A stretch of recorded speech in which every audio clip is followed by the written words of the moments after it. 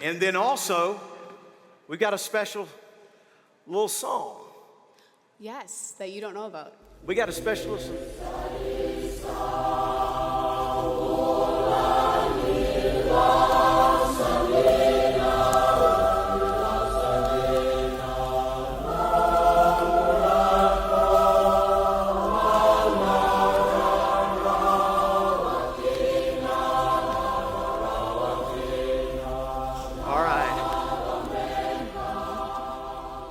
You can explain what that song means to you. Rob and Sarah are going to tell their story, and then one of our favorite speakers every year, Hank Parker, Hall of Fame fisherman, two-time classic winner, he's going to come after Rob and Sarah tell their story. God bless you guys. We are so glad. Let's welcome them here tonight. Thank you for coming. Sorry, that was my fault. You didn't know that was coming. I had a lot to say. That song, it means so much to me. Let me there's no way that song, what I'm talking about right now is about that song. That's something that I had. Let me start over. So a few months ago, I had a stroke. It's April 27th, I had a stroke. And man, it was rough. I had aphasia. I couldn't say anything. Luckily, all my faculties were good. And if I'm looking over here, I love y'all also. I'm just trying to keep my focus. But my work was constantly getting back my speech. And I tell you all, we had this night circled. This was the date for me to be back. This is the first time that I've ever done anything like this since my stroke. So Sarah has been huge. If any of you guys have followed me, us, our family, our channel, Austin, you realize that Sarah has been very huge to our family and to our brand and to me as a person. So to everybody out there, your wife, your family means a lot to you, and it means a lot to me. If we give it up to all of our families. That gives me a pause for Charlie Kirk and his family. Man, he's in heaven right now, and she's going through some really hard times. And please pray for her.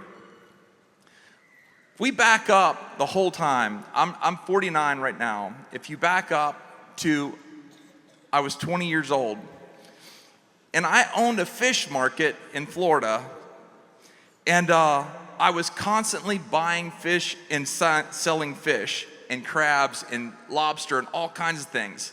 And I was like really growing.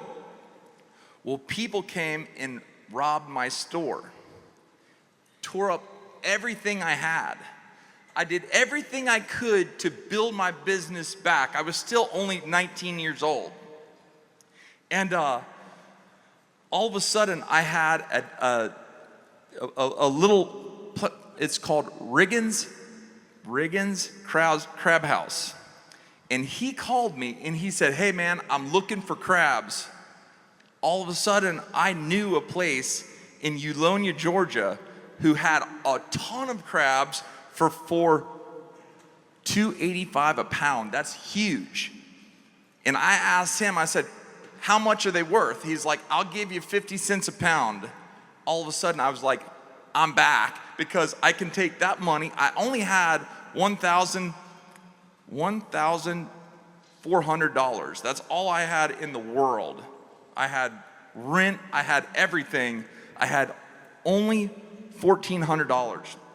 I went back and I had my driver, he drove my box truck. I sent him to Georgia and I told him, bring as many crabs as you can. I already got them sold. He went, stole my truck, and I only had $1 left. He stole your money and dumped your truck. Okay, if I say things wrong, it's because I had a stroke, okay? She's here He was 19. she's gonna keep me straight. No. Long story short, he went up there, he stole my truck, he took my money, I got nothing left. So I sat down in my bed and I said, what am I gonna do? What am I gonna do? But at that time, I had a ton of faith in Jesus. So I know all of you go through all kinds of things. I had a stroke, we've gone through all kinds of things. Pick up your hand. Tell me if you've had anything happen to you. Every single person here, every single person has issues. It's how you deal with that. So I was sitting on my bed, and this is the truth. It was 1997, and we still had the yellow pages. There was no internet. I'm reading, and I would call people anywhere around the world, and I would it took me a couple days, and I just kept calling, and I would tell anyone that would listen, I want to come from Florida in the United States. I want to live with you and go spearfishing, and I will help and work, and I'll do anything. I just want to get away from where I am. And people were like, what is that? And they would hang up and hang up and hang up and hang up. And you know what? That is life. Things just keep on going. Just take it on the chin and just keep working. A couple days later, I get a call or I get a number, and a guy named Byron Fisher in the island of Tevuni. That's Fiji. That what y'all just heard, that is Fiji. That's a song called Isale. So I talked to him, and I give him my spiel about I want to come to Fiji and I want to go spearfishing and help you out. And he's like, cool. When are you coming? I'm like, no, I'm being serious. I'm gonna like right now. He's like, well, I need to go to our family's island called Gamea, and I'll call you back. He had to ask his parents. Yeah, back then we didn't have cell phones. It was just like sit around the phone and wait for it to ring. Well, I get a call the next day, and they're like, yeah, man, when do you want to come? So one month later, I'm flying to Fiji. The problem with me going to Fiji, I had no idea where Fiji was. I got a ticket, and my friend Josh Larson, we're flying to Fiji. I swear to you, we're in between LA and Fiji, and I asked him, I'm like, dude, where are we going? He's like, I don't know, you tell me. I'm like, I don't even know where Fiji is. That's how so we landed in Fiji, and the next morning I took another little plane, tiny little plane, like 4 or 5 seats. We landed in Tevuni, and here comes this guy just walking out. It's just a dirt runway. He's like, I guess you're just Byron. He's like, I'm Junior. We go over, and I get to where his boat is, and it's like a mile from the ocean. He's like, just put your stuff in the boat. I'm like, how are you gonna get the boat from where you are to all the way out there? He's like, don't worry about it. Just put your stuff in the boat. So Rob's saying the boat is essentially on a sandbar. It looks like But it's on I'm a sandbar. explaining that right now. Right. I know where you're going with it. I hope I can, y'all like, hear people understand thinking how right now. confused I was at that very moment. I'm like, what is going on? So I took all my stuff out there, I put in the boat, and me and Josh are like, how are we going to get this boat from here, like a mile out there? He's like, don't worry, God's going to take care of it. A couple hours later, all the water had receded, or all the water had come in, and that boat is floating now. So we went it out. I guess it's about 12 miles out to Gamea. And whenever I got there, there's no land, no electricity, no cars, nothing. This is the most amazing place with the most amazing people you'll ever imagine. So I remember our first trip, maybe 5 days in. We get the boat all loaded up, and we're gonna go about 80 miles to the island of Nigalileo. Don't ask me to smell that, I can't. It's called Nigalileo. We're doing that in the middle of the night, and the boat only did 4 knocks. So it was like this far. It was like really, really slow. So we went all the way to Nigalileo. We had some amazing spearfishing. We had a great time. I think we were there for like 3 days or 4 days. On the way home, dude, we had like a hurricane blow on, like the worst storm in the world. And I keep a journal. So on my bed, I wrote all my family, I wrote notes to all my family and said, hey man, I love you very much. If things go bad, I'll be in heaven. I'll meet you there. We spent that whole day going 80 miles back home into the teeth of that storm. But we made it. Safe and secure. I was like, that little wooden boat became the epicenter of my faith. I was like, how can we do what we did on that? The very next day, now I'm telling you a story and just, I'm trying to build it up. The very next day, we're going with all the ladies, and we're going to Gamea to the little hospital. I was like passed out. I'm ready to go. But one of the ladies, every time we would go over a bump or a little wave, she was like freaked out. And she's like, Pate. And my name in Fijian is Ropate. She's like, Pate, are you not scared? I'm like, honey pie, your husband built this boat. We just got this we went all the way to Nigalileo, 80 miles each way.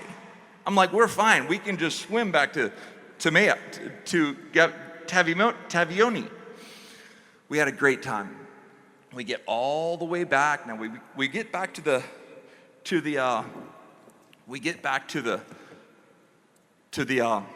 house, and Mr. Fisher, this hat stands for "To God Be the Glory." That's from him. In a second, I'll tell you about that. That night, he was sitting on his little rocking chair like this, out near the water, and he was rolling up a cigarette out of the Fiji Times newspaper. And it took like 45 minutes, and I want to talk all the time. So he's being very, very precise, but he's not saying anything. Finally, last, he lights that thing, takes a puff, and he just looks at me. He's like, Pate, you had nothing to do with getting here. You're just living what God has for you. I was like, that's heavy. But he said nothing else. He just said, what a hot drink, pate? He went and he got me a cup of tea and sat there the rest of the night, and he never said no more words. So the very next day, it was a Sunday. We had a bunch of villages came to our little island, and at a church, all of you guys do this. If you're going to go to another church, you kind of know, you want to know about what they're believing. Well, the pastor is sitting there, and I just said to him, I said, "Hey, man, how do you think you get back to heaven?"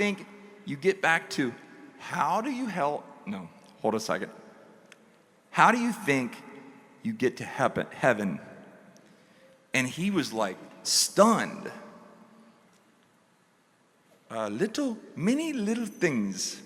That's what he said. And Mr. Fisher said, "Pate, how do you think you get to heaven?"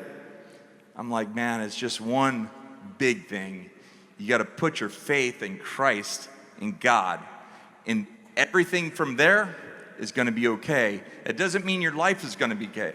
It doesn't mean you're going to be all the time. But when you put your faith in Christ, it's like you're sitting in that boat. And it doesn't matter what happens. Maybe you have a stroke. Maybe you have financial difficulties.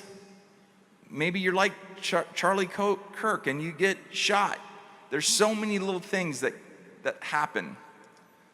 But I remember on that that day, after he asked me that, he said, "Pate, next week you preach." And that was the first time that I ever preached, was the next week. And I preached on the importance of prayer. In Fiji, all over the place, those people sing all the time. Their favorite song is what a friend we have in Jesus. They always sing it a cappella wherever they go. And in that, while I was preaching, I wouldn't even call it that. But I said, in all of these houses, you see pictures of Jesus. How often do you look to him?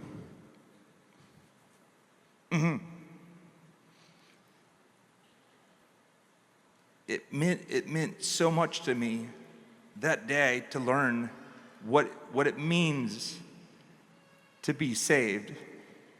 It meant to me, although I was so far from everything, I was so close to God. And with all of you guys, it doesn't matter how good or how bad your life is. With Christ, you have everything in the world that you need. I encourage all of you guys to take every day to enjoy the little things.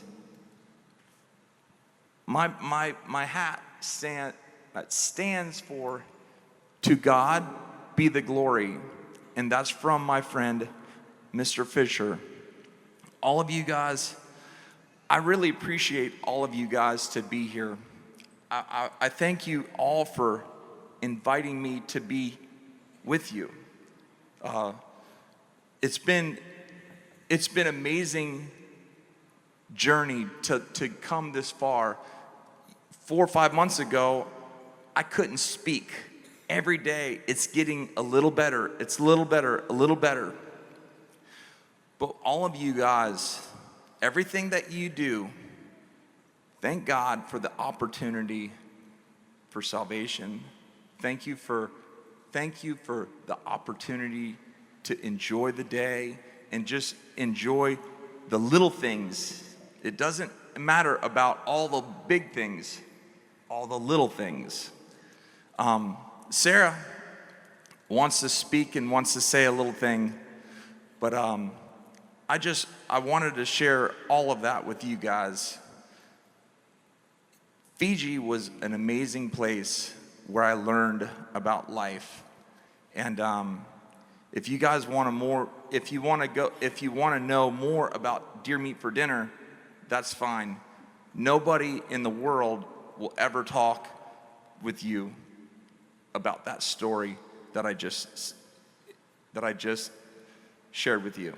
I appreciate all of you guys. Thank all of you for the support, the encouragement, and thank you very, very much. I appreciate you very much. Sarah.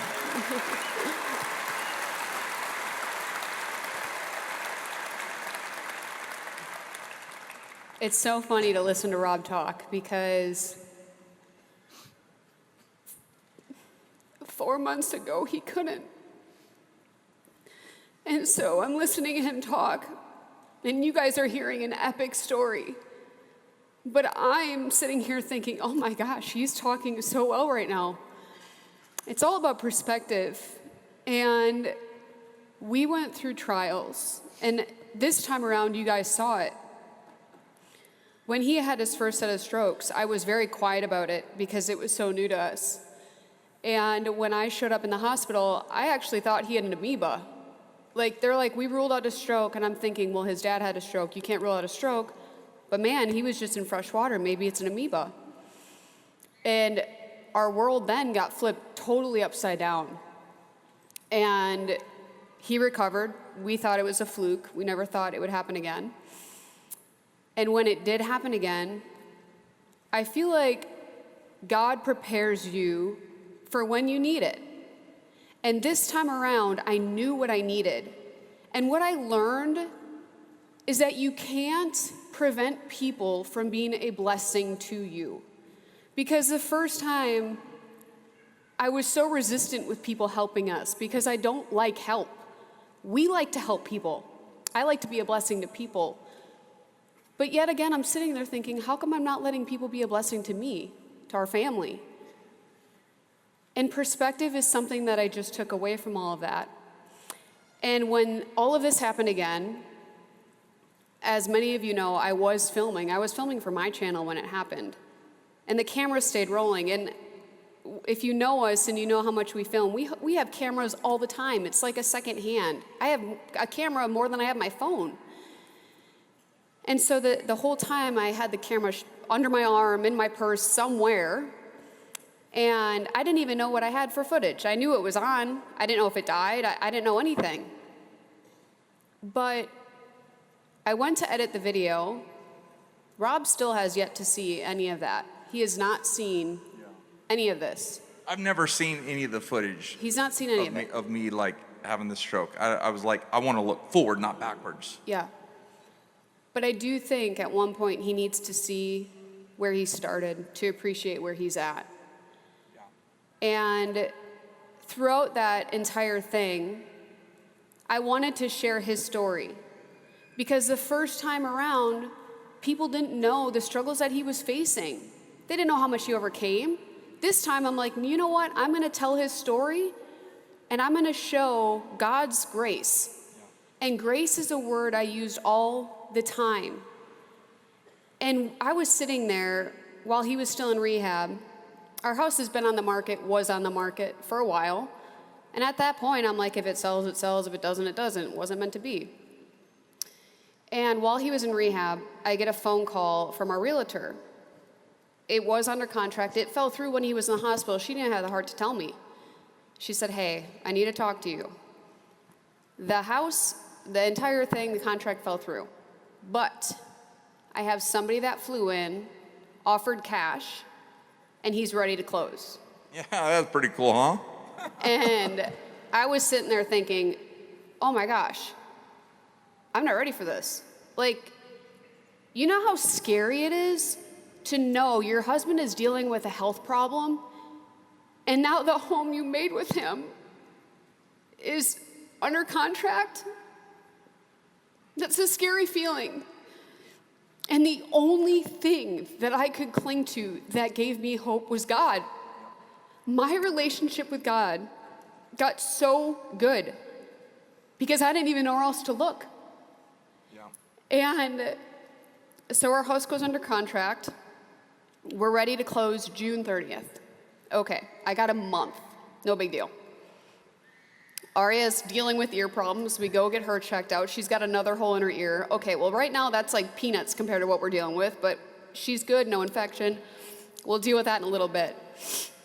So we get back to the house, and we find out we're not closing June 30th, we're closing May 30th, less than 1 week later. And I'm like, oh my gosh, this is a lot.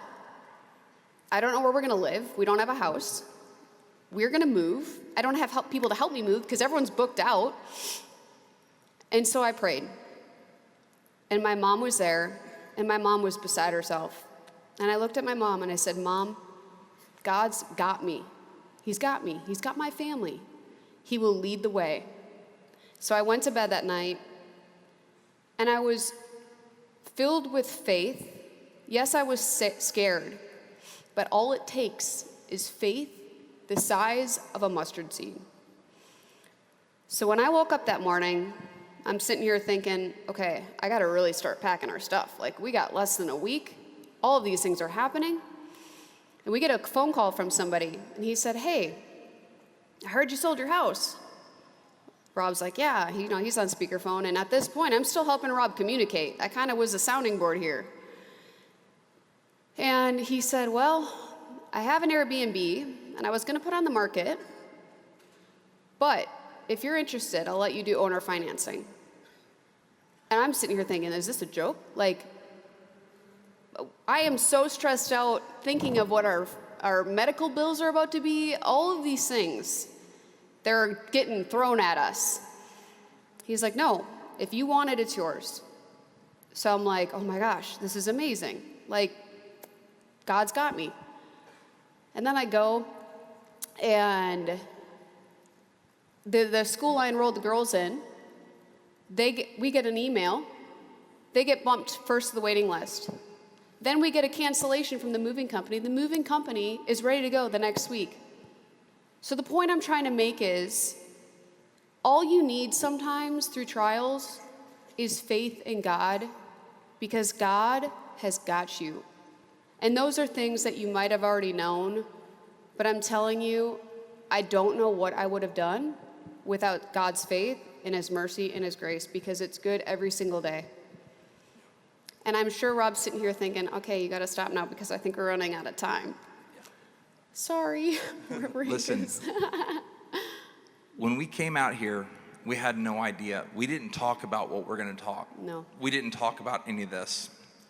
I just knew, I needed her to be here because I didn't know if I was gonna be able to speak or not. But I appreciate you guys listening, being really cool. I got Hank Parker is here. I've been a fan of his. I don't even know where he is. He's over there waiting for us to get off the stage. He's been there for like 2 hours waiting for me. Oh my gosh. But Hank is going to share with us some really cool stories as well. But thank you very, very much for loving us and praying for us. Thank you for everything. You guys have a wonderful day, and we'll see you soon. Thank you all.